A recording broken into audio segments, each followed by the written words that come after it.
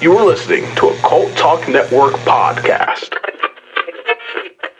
Happy New Year! Welcome, all you skeptics, idealists, believers, and all of those questioning the universe around them. My name is Bailey. And I'm Ty. And welcome to our first 2023 episode of Cult Talk Conspiracy. The new year. Yes. I can. So we're recording this in the past. Full disclosure. Yeah. What's your future self? What do you think their state is? Hungover. Currently, hungover. Really hungover. Yeah. Hungover. Okay. Yeah. I'm wondering that myself. I might be. I usually handle my alcohol pretty good. I'm a good judge of when I've had too much. Mm-hmm. My partner, Evan doesn't drink. Evan doesn't drink at all, so that usually keeps me from drinking too much. Yeah. But I don't know. Maybe I might have cut loose last night. And you never know. Oh no, but that doesn't stop me because Ben doesn't drink either. But I'm like, oh great, I have a DD. Like that's all that says to me. Like, oh, I could go ham. So yeah, I'm definitely. That is the good part of it. I always know I have the availability to get wasted if I want to. I know I'm getting home. So. Oh yeah. Oh, it's such a good safety. Oh yeah, they're awesome. Oh yeah. But yeah, I would say I've definitely had quite a few lemon drops last night. Those are my lemon drops. Drink. Oh okay. Love them. Anyway. Yeah, those will do you in. Those will do you in. They're so good, man. They're so good. Oh, they are. I love them. I frequent Union Access. Mm-hmm. The gay bars here in Columbus, and their shots are basically like cocktails. They're huge. Nice. So I'll usually get a lemon drop, but I don't do it as a shot. I do it as a drink. So I sip on it throughout the night. So they're huge. They're massive shots. Like you get your money's worth. I need one of these in my life. Other than lemon drops, what are we talking about today, Ty? So we're doing this is of course our New Year's Day special, our first episode of 2023, and we did our Black Friday special, Cult Talk Conspiracy Encounters, where we talked about encounters with the Men in Black. Yes. And we are going to do another episode of Cult Talk Conspiracy Encounters, and on this episode we are talking about our own personal encounters. That's my ringtone, X-Files. That's very creepy. Yeah, we're talking about our own personal encounters. Da-da-da. That was awesome. That was great. That wasn't planned at all. No, that wasn't. That was my ringtone. So, we're doing our own personal encounters. Bailey has a paranormal encounter. I have a couple cryptid encounters I want to talk about. And these are all personal things that we've dealt with, that we're a witness to and that we've experienced. Yeah. Yeah, I've never had an opportunity to talk about this stuff. I don't think you have either. So we was kind of thinking about a New Year's Day special. What would be fun and special to do. Mm-hmm. And I figured this would be a good opportunity to do this. It was really cool. When you first told me about it, I was like, I instantly, of course, yes. Because like this story, like what happened to me here is like actually how I kind of got into a lot of the paranormal, and it kind of really opened up that curiosity in me of like what is the other side. And after this happened to me, like I don't know what is on that other side, but there is definitely, without a doubt, without a question for me, there is another side to this. So it really opened up that side for me and started making me question, like, is reality always what it seems to be? Which is also how I got into conspiracy theories and as well. Oh, okay. You do play into that, is everything really as black and white as it seems? Or, is there a little dash of silver in there from time to time? So it got me into a lot. It really did start the question for me of what is the reality? What is everything? Yeah. Yeah. So my, I've spoken about many times on this. I don't personally believe in ghosts. I know. I will never tell anyone that they did not see what they saw. I will never be. I think that's kind of I'm a person who believes in a lot of things. Just because I personally don't believe in something, it's just a belief. It's something you think does or does not exist. So I think it's kind of, I guess, it's very rude to tell someone like you never saw a ghost or you never saw Bigfoot. I think that's because in their heart of hearts, that's what they saw, and it's not for you to say whether or not they've seen them or not. So that's one thing that I've always had held fast to me, because I have a lot of people around me who've seen ghosts or things that I don't necessarily believe in, but that's their own personal beliefs, and that's what I saw things that I think I've seen, I believe in. And other people think that's stupid, that stuff doesn't exist, but it's just what happened. I love it. So commendable. And like, Yeah. I don't know what happened to me is the thing. I don't know. And we'll talk about it further on, but like there's two different sides of my brain at play here. And like, I've talked about it quite a bit with like Ben before. And then Eric actually just heard this story today before we recorded. And we were talking a little bit about it. I've talked about it with Anna and Michael before, and you know, how logical they can be and whatnot. And I'm like, I don't know what happened, guys. I don't know. But I'm super interested to hear your not one, not two, but three stories today. I have three. Now I will say like they're all three pretty short. I've never had like any extended experiences with, you know, what I believe I saw, but they're very brief, and they stuck out to me, and they kind of line up with my specific beliefs. So yeah, if you want, we can get started. We can kick off here. Yeah. So my you know, I'm obviously a big Bigfoot believer. I've got it tattooed on me. I have Bigfoot tattooed on me just because I believe so heavily in that. I don't really know. I tell people all the time, it's not just I guess all in all, the idea of Bigfoot to me is more of just the unknown. I guess I kind of just use it as my mascot, so to say, of like just all things unknown and unexplained. You know, Bigfoot in my mind is just a figurehead for all sorts of cryptids and unexplained phenomena. I feel like Bigfoot is the most easily representable and recognizable of that whole bunch. So that's why I chose to get Bigfoot tattooed on me. Yeah. Is because I just believe in all kinds of stuff, except for ghosts. But it is a beautiful tattoo. It's really it's nice. I'm very happy with it, and it's a little thing, just something I wanted to get on me. People are like, "Why would you get that on you?" It's because I believe in this stuff so much that, you know, I wanted to have it on me. Now, I have had, I believe, two experiences where I think I have saw Bigfoot. And this comes into play with you talking earlier about you don't know exactly what happened to you. I don't know exactly what I saw. One, I believe, may have been just a false memory in my head from when I was a kid. One of those things, kids make up stories and you hear it so much that maybe it just becomes a memory in your head of something that did or didn't happen. And the other thing was so far away that it could have been anything for all I know. It could have been just a random person. It's just all the circumstances in which it lined up didn't make sense for that to be what it was. So that's why in my mind, I believe that I saw Bigfoot in these instances. So the first one is kind of the questionable one. I never have been able to, I've told it to people a few times. It's very creepy, and it's something that I can't necessarily say if it was actually something that happened to me or just a memory, a false memory. Because it could be either, honestly. So I grew up in Southern Ohio, always outdoors. That was my thing when I was a kid. We grew up in the country, so you spent very little time indoors. You know, it was a poor family. We didn't have a lot. So you stayed outside and you played with your toy guns, your G.I. Joes, your built forts, all that fun stuff. So I would do that a lot. Now, my dad was a big mushroom hunter. I don't know if you're familiar with mushroom hunting. Yes. Like morel mushrooms. Yes. So morel mushrooms, for anyone who doesn't know, are kind of like delicacies here in Southern Ohio. I think most of this region. Mm-hmm. So morels sprout up in the ground around like spring, and the temperature's got to be just right, and the location has to be right to find them. My dad had like a secret spot where he wouldn't hunt mushrooms, and everyone around our area had that. They had a secret spot and very protective of it. No one was supposed to know where it was because they were in fact like a delicacy. Yeah. And if you were someone who wanted to sell morels, you could make good money off of them. I think they went for like $30 a pound or something like that. So pretty lucrative. And if to the right person, you could sell it for quite a bit more than that. So my dad taking me mushroom hunting the day prior to this, and we didn't find much. I remember it was like kind of disappointing. We didn't find a lot. And the next day he had to go to work. I think it was in spring, because morel mushroom season. Now I wasn't in school yet. It was a thing. I that's why I'm like always kind of teetering on the edge of did this exist? Did this really happen? Yeah. Or did it not? I don't know. Yeah, just super young. Yeah, I was super young. Now I remember he went off to work. It was during the day. And for whatever reason, I was like, I'm going to go and find mushrooms. I'm going to go to Dad's spot and I'm going to find some mushrooms for when he gets back from work. Just a thing kids do, surprise their parent. So I remember like going off and then during the day too, my dad, who's a single father, but my grandma would watch us during the day. So my grandma would come to our house every day, right after my dad went to work, and she would just be there and, basically do all this stuff around the house. Yeah.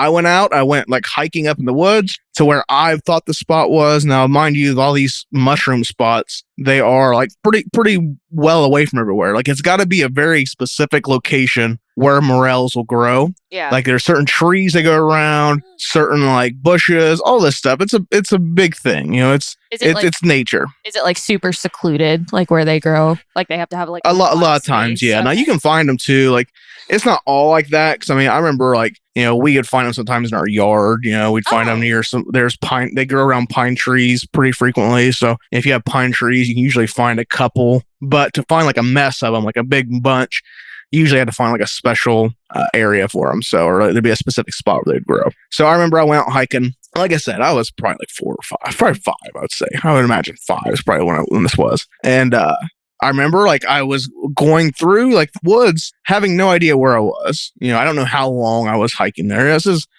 25, 26 years ago. But I was hiking long enough where I was like, oh shit, I'm lost. So I remember hearing like twigs snap around me at a certain point. I remember like turning around. I remember very vividly seeing I turned around and there was like a shape like peeking behind a tree at me. What the fuck? And I remember like getting scared instantly, turning and running and hitting something, and then waking up to hear my grandma yell for me, like, Bubs, whatever I'm calling it, Bub, get down here, get back to the house. Oh my God. And just kind of going back to the house. God. Like that's, and like, I always remember that very vividly, but I don't know if that's one of those things that's a false memory, because you can have those. Yeah. Especially as kids, kids make up stories in their heads all the time. But I remember like for a long time after this, I was afraid of the woods, which was really weird because I lived in the woods basically. So I remember like for a long time after that, I wouldn't play in front of the house because the house in front of our house was woods. Oh my God. Now behind our house was like a yard and a barn. So I remember for a long time, I would like go out the front door. I'd like scale along the house and go around back and I'd play. Oh my gosh. And I wouldn't go like 4 or 5 years old. I wouldn't go. Yeah, 5 years old, I'd say. And I remember I wouldn't go near the woods. I was afraid of one of the woods myself. And this lasted for a long time. For a long time, I was terrified of the woods. Just would not go in them by myself. But even when I was with people, I would always be very uneasy. Now, this also there's also a thing that kind of plays into this is like years later, like I'm talking like 5, 6 years later, a cousin of mine and I were up in the woods. I remember we found like a tree structure. I don't know if you ever heard of those. A tree structure? Yeah. So there's these things that you'll find if you like look into like Bigfoot hunting videos or people that research Bigfoot. They talk about these tree structures, and what it'll be is basically like 2 large trees. Okay. That have no purpose. They'll just be like leaned against a tree in kind of like a teepee type shape. That's interesting. And they're usually like big trees. I remember like a few years after that, and I'm talking like 6 years. I was in my early teens, 12. 11, 13, something like that. Going up in those same woods and finding that structure. Me and my cousin be like, oh my God, what is that? And then like years later, I put together, I was like, was there like a Bigfoot in our woods? Oh like, my God. Did something there? Now, in this same area, I'll go and tell my second Bigfoot thing. Go for it. Because this again happens around my house. Now, I was probably, I'd say at this is probably very similar around when I found the tree structure. So I'd say like 13-ish, I would say. Me and a neighbor boy, we would like every day we'd go up to the bus stop. It was right at the corner of our property. So like where his property met and my property met, there was like this little dirt road. It was an access road. Mm-hmm. Now, access roads are basically these unpaved, unmaintained roads that logging trucks will use to get up to a logging location. Yeah. So basically they're like mud trails, and they're always like really deep and, really messed up because there's a lot of heavy equipment, and they'll go up in the rain, they'll go up in the snow, and it just tears up this road. Now, it usually lasts for years. So we'd go up and we'd wait on the bus. And I remember like one time we was up there and we heard like a sound behind us. So we turned. Now this logging road, there was trees on one side, then there was a cattle pasture on the other side. Oh, okay. So we heard the sound. I can't remember what the sound was. We heard a sound enough for us to turn around. So we turn around and we see down this road, we see this like big shape come out of the woods, and we're like pretty far away from us. So we can't tell what it is.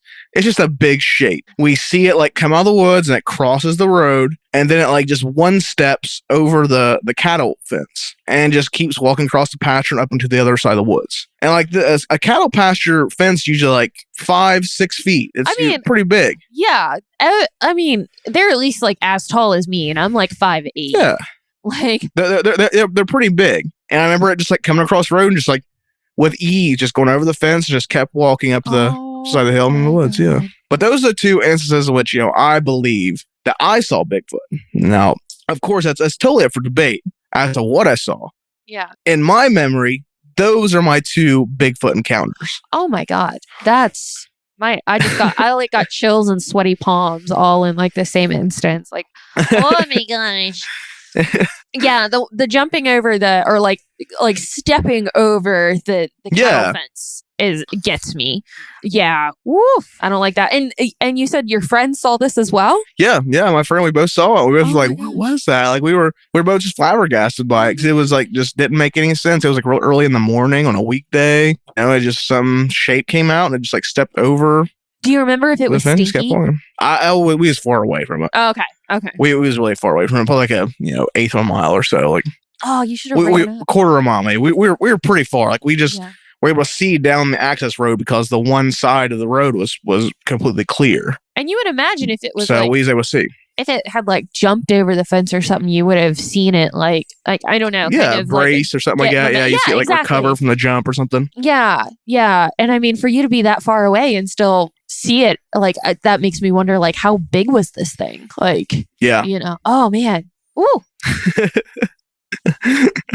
We're gonna those are my Bigfoot encounters. We're gonna have to go down this access road now. Oh, it's not. I mean, it's still there. It's called Muddy Fork, is what they called it. Oh, or no, Frost Road. It's called Frost Road. No, actually. It's not. Yeah, it's called Frost Road. Well, that's where everyone called it. It was called Frost Road because the Frost logging company owned it. So everyone just called it Frost Road. Of course, it's called Frost Road because they would go down. The Frost logging company would basically keep all their timber there, and they would go up in the woods. And so my dad always just called it Frost Road. That's the awesome. Frost Logging Company Road. So we just call it Frost Road. That's fucking awesome. We're going to have to go visit Frost Road and see a bit. That's funny. Oh, I'm sure it's still there, but I used to play on there all the time and stuff. But yeah, I remember after that first one though, when that's when it's always got me is like, I remember it so vividly, but it's one of those things like, has it been something I just built up on over the years? Like, one of those things you might have like a vague idea in your head or a scary story in your head and you tell it yourself enough where it becomes like a real thing that it's one of those things. Yeah. I've always thought, man, it's really fantastical. I don't know. I feel like if it was like something you made up in your head or, imagined, like you wouldn't have had such a like adverse reaction to like going in the woods. Yeah, that's always the thing that got me too, as I was for a long time just like terrified of the woods. I would not play in front of our house. No. I'd always like go out the front door and I would like scale along the house. Like I would back to the wall and I'd walk around the house and I'd go around back and I'd play and it'd be all fine. And then the same when I'd go back up front, I would, kind of scale across the front of the house. Oh my gosh. No, I would say if not a Bigfoot, you probably saw like a bear or something. Something freaked you out. Right. Something freaked me out, something. But that was my Bigfoot. Now you have a ghost story, right? I do. Paranormal tale. I have a ghost story. I'm very excited for you to hear this one. I am very interested to hear it. So this actually also happened to me in spring, but this happened to me actually pretty recent. This was only about 4 or 5 years, almost 5 years ago. This happened back in 2018. And this was at my mom's old house before she moved into her new house. And then I was still living with her at the time. So to understand the story, you have to understand the layout of the house. It was one of those houses that when you look at it from the front, it looks like a 1-story like ranch house. But then when you get inside, you realize that it's 2 stories. I think it's called like a reverse 2-story or something. It's where like all of the living area and the kitchen and the bedrooms are all upstairs. And then the downstairs is used as like a den. And ours was a storage room and a laundry room. And then my older sister's bedroom was also downstairs. So my older sister and I, we were on the couch watching TV and we started hearing this knocking. And my younger sister was always in her bedroom doing something. So we figured, oh, well, she's just in there fucking around. And next thing we know, my mom, their dog Shasta, and then my younger sister is coming out and they're like, what are you doing that's causing this knocking to me and my older sister? And we kind of both looked at each other really coldly and went, we're not doing that. We thought it was you guys. So then, the knocking is still continuing. At this point, my mom's dog Shasta is barking at the stairwell. She didn't like stairs, so she never actually went down the stairs. She just stayed at the top and then barked. So she never actually went down the stairs. So my mom ended up going downstairs because we still hadn't, like, you know, as far as we knew, like an intruder could have been in our house, or, you know, something's going on. Like maybe it's like the laundry kicking around or something. We don't know. So my mom goes downstairs and she's like, okay, there's nobody down there. The washing machine and the dryer are not on. So there's nothing that really could be making that knocking sound.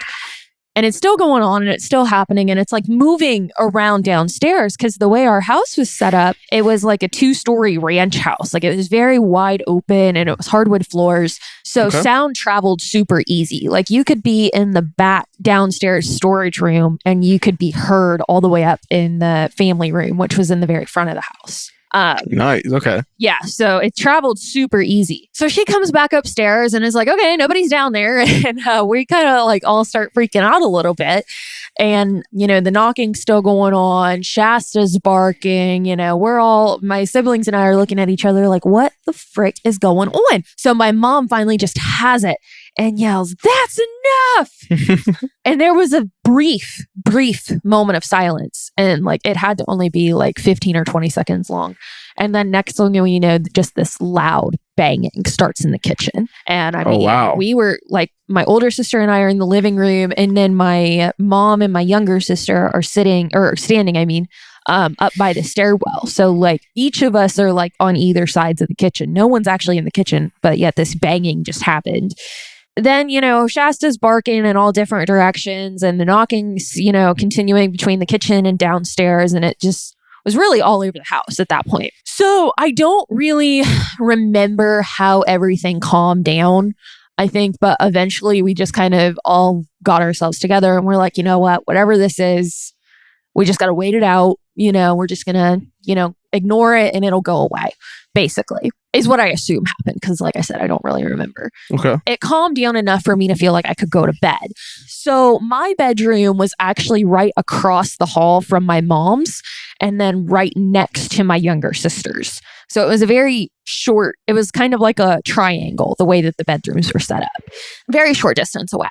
I finally, you know, lay down and get to bed and I'm about halfway asleep.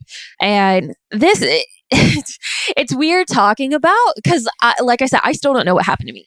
But I'm about halfway asleep and I hear Shasta start bolting towards my younger sister's door. And I don't know why she's bolting towards the door.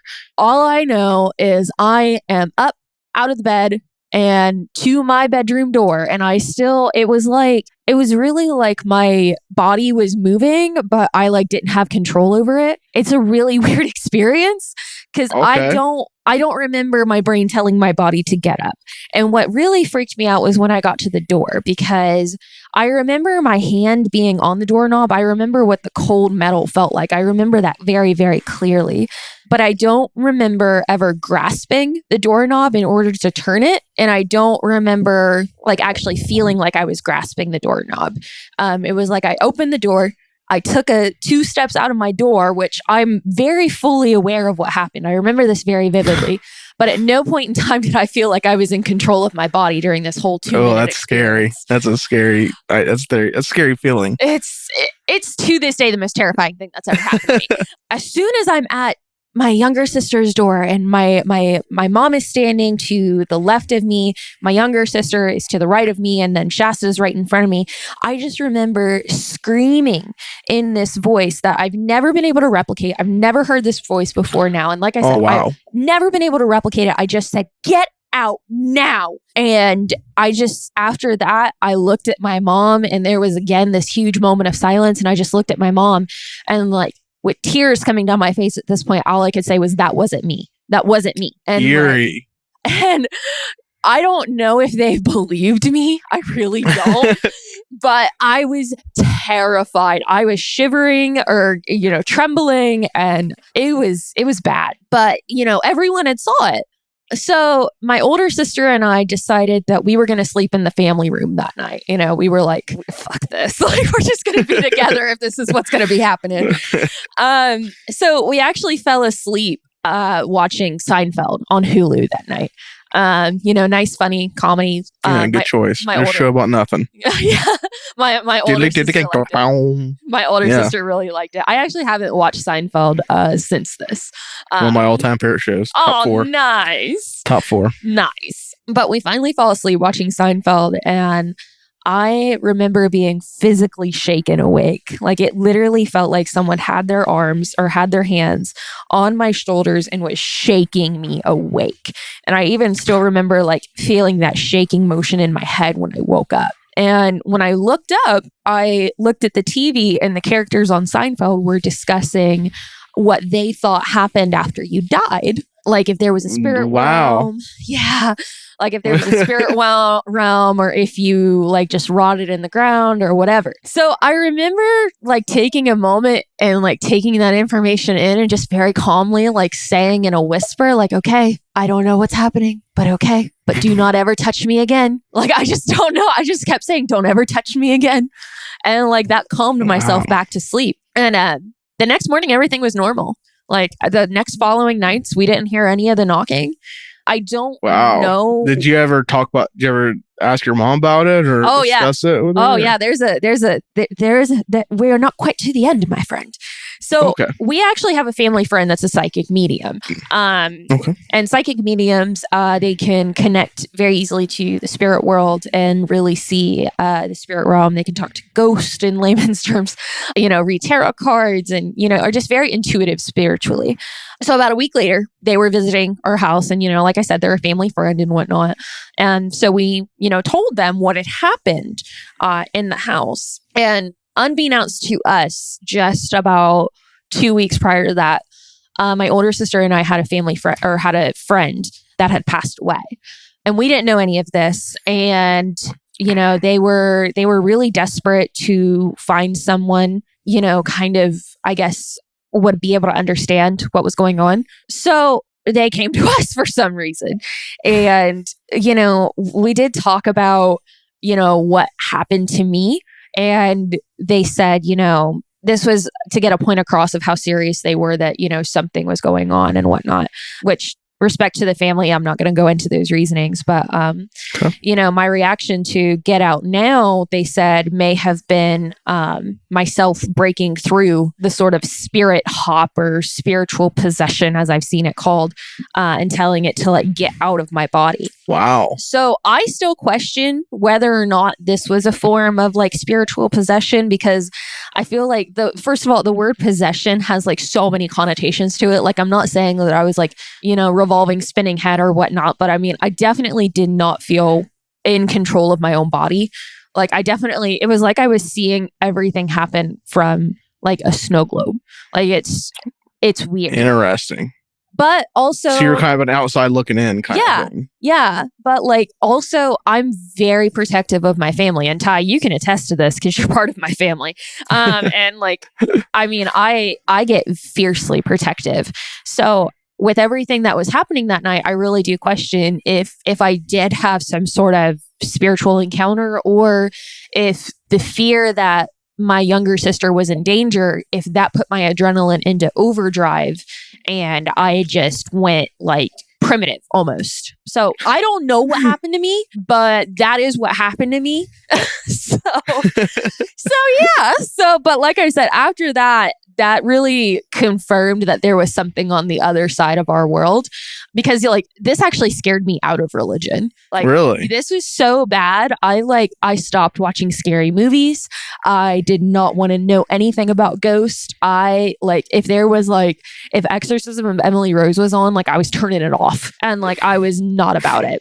And it actually took quite a few years for me to like get back to my spirituality because of how terrifying this encounter that makes was. sense. Yeah, that makes sense. That's my story. Interesting. That's terrifying. Yeah. Yeah. I don't talk about it often. It's a scary I imagine why. Yeah. So that's pretty terrifying. I could not. The feeling of helplessness and not being able to control yourself has to be just the awfulest. It was bad. Feeling to have. Yeah, that has to be just absolutely terrifying. Oh yeah. The worst was seeing how terrified the people around me were. I bet. Yeah. Because I mean, we never really like my family and I, we never really talked about it after that because like I just became like very shut off to it. Like I didn't want to talk about what had happened or how I felt about it. I could see why. But like they have never questioned me on like, hey, were you just being dramatic? Like that has never been a question to them. Yeah, that is terrifying. I don't know. I don't know what happened. Leave your comments below if you've had some sort of mini spiritual possession as well. Yeah, I mean, by all means, this is definitely, I think, a great episode for our fans to take the opportunity to reach out to us with their own experiences. I would love to hear them. Oh yeah. Now I have one more. Now this, have you ever heard of a puckwudgie? A what? a puckwudgie. No, I haven't. This is something this is a very vivid memory I have when I was a kid. Only happened for a brief second. A couple seconds. It's stuck with me ever since. So a puckwudgie is a creature of Native American lore. And basically what they were, I guess they would be the best way to explain them is they are basically a Native American version of like a dwarf or a troll. Okay. Very interesting. Basically the best way to put it. So I remember one time, I was very young at the time, preface that, but this stuck with me for a long time. And it's something I still randomly will think about. I was like, did I really see that? So I remember there was a morning I was in elementary school. I know that. I know I was in elementary school. Mm-hmm. What grade? That escapes me. I don't know if it was, I want to say like 4th or 5th, I want to say. I remember it being a cold fall day. I was on the bus. We was riding the bus to school. And there's like this curve near where the school was, where there was like a fish hatchery. So it was like a little park, a little nature preserve there. And I remember I was sitting against the window, and the bus comes around this curve, and I look out in like this field, and there I see like a gnome, like a garden gnome. What the fuck? Like that's the only way I can explain it. It was like what you would think of when you think of a garden gnome. It's that. Little guy, little hat, little vest, just standing there. Pointy shoes? I don't remember his feet, but I remember like the pointy hat and all that. Oh my god. So I remember like looking, I seen him, and I remember like just as quick as I had noticed it was gone. No. And it's just a random thing. I remember seeing that. And years later, I would look into it, and there's this thing called a puckwudgie, which is basically like a Native American troll or dwarf, and they have been described as being like gnome-like. And gnomes are even like a cryptid in themselves. Yeah. Oh, yeah. So it could even be like, if you wanted to like classify it as a cryptid, it could be a gnome because they are themselves a cryptid. Mm-hmm. But I remember seeing it, and it's like as quickly as I saw it, my brain processed what it was, and I went to like reestablish what I just seen. It was gone. Oh, and puckwudgies, one of their main characteristics is that they can basically just vanish at will. It can appear and disappear as they so please. So I remember seeing that, and like it was the weirdest thing. I did not have garden gnomes growing up. We didn't have garden gnomes. Wasn't like a thing that was in my like ether. I didn't have an aunt that had a collection of garden gnomes or something like that I would have like thought of. Just a thing. Just I remember like seeing this thing in the field. My brain was like, that's a garden gnome, and then it was gone. Oh, and I mean, like and every time for even this day, because I still have to go out that way. Mm-hmm. My sister, or I used to, she didn't live with her, but for a long time, my sister and my brother-in-law lived out there in that area where our old school was. And whenever I'd go out there for holidays, I'd pass that curve. And every time I'd pass it, my brain would be like, I'd look out there basically just like, hey, because I would remember that memory. Oh my gosh. I was just randomly seeing this like gnome. And I remember like for a long time after that, I would always look. And even, like I said, even to this day, when I ever pass there, I instinctively just look. Just to kind of like understand like what was it that I saw. And it was just a weird random thing. The puckwudgie was something that, in my years of growing up and being a cryptid guy and, all that stuff, that's like one of the things that I kind of like, maybe it was like a puckwudgie.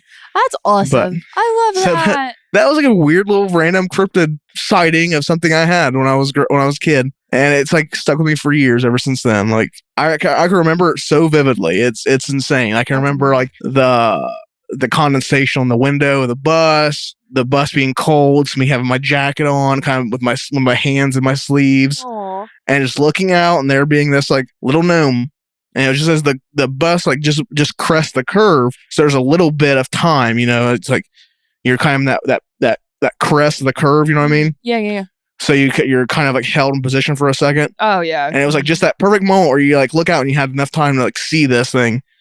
and register what it was, and it was gone. Oh my gosh. It was wild. It's awesome. It was just a weird little thing. Yeah. I love that. That's amazing because like it and some Nordic cultures and whatnot, they believe like seeing gnomes and whatnot like is good fortune. Like you're like they trust you enough to like be seen by you, and they do. Right. Disappear, go back very, very quickly. It's a fleeting moment. So like I see that as like an amazing thing. So other cultures feel differently about it, but that's really fucking cool. Do you remember like what color like the gnome hat was and everything? I remember red. But once again, that's one of those things where it's like, was that just like a thing? Because when you think of gnomes, or when I think of gnomes, I think of like red hat, red vest. No, yeah. Maybe that's because I saw a gnome. Maybe. And that's why my brain. I remember a red hat. I remember that. I remember it very vividly. I remember like the exact. I almost bet if I went out there to that spot, I could tell you the exact spot where that thing was. Ooh, I feel a Cult Talknet road trip coming up. Yeah, honestly, yeah. I guarantee I could probably like point where that thing was. I remember like so vividly. That's awesome. Like in that area, unless it's changed, I haven't been out there in years, but for a long time in school and stuff. Anytime I'd pass that, Mike and I used to ride to school together. We'd drive, to school. And I remember we'd take that turn, even like just ride in Mike's car. I'd look out and I'd see like, that's where that damn gnome was. Would Mike tease you and be like, hey, there's where your gnome friend is? I honestly don't know if I ever told Mike about it. Oh my gosh. I don't know if I ever did. This might be the first time he's heard it when he's had it. I feel so special. I heard it before you, Mike. Ha! Yeah. I don't know if I ever did, but I remember like it was a thing. I just remember so vividly. Oh, it's wild. But yeah, a weird little cryptid gnome. I'm about to get me a little gnome for my cryptid wall now, yes, just because I remember this. A little gnome. But yeah. So that's my cryptid experiences. That's awesome. That's where we'll cap it off with is my gnome sighting. I know when we started the episode, you were like, I have 3. How many do you have? And I was like, you have 3 cryptid experiences? Like what? Okay. Like they're very, very fleeting little moments, but I can remember each one so vividly. Oh my god, it's the crazy thing. For as far back as they were. That's awesome. Like I said, I was very young when these things happened, but I remember them so vividly. I can almost guarantee I could point out probably not the first one because I remember getting lost, but I know exactly where that thing came out of the woods on Frost Road. I know the exact spot where it crossed over and hopped the fence. The little gnome guy, I could probably point to the exact spot where I think was standing. But they're just weird little things, It's one of those things. It's like maybe I didn't see anything. Maybe it's just a memory that I've made in my head and realized and just do like a false memory. But that's why I believe I saw. That's you had a paranormal experience. A lot of people might not believe that that's something that can happen. It happened to you. Yeah. Who is anyone else to say that that's not what happened? Listen, I am open to interpretation. Yeah. That is fine. No, but like what I think is so crazy about your sightings is like how vividly like you remember them and whatnot, remembering the color and the location and like how smoothly it moved. Like that's to me like the kick and the kisser, because it's like, okay, for like remembering something that vividly from that young of an age and then having it affect you in such a way. It's, oh my gosh, amazing. Yep. Amazing. I know at the time it wasn't amazing, but it's definitely creepy and makes me question a lot of things. I was very, very grateful. Like even these aren't real. I believe they were. I'm by no means making them up. I have nothing to gain from making these up.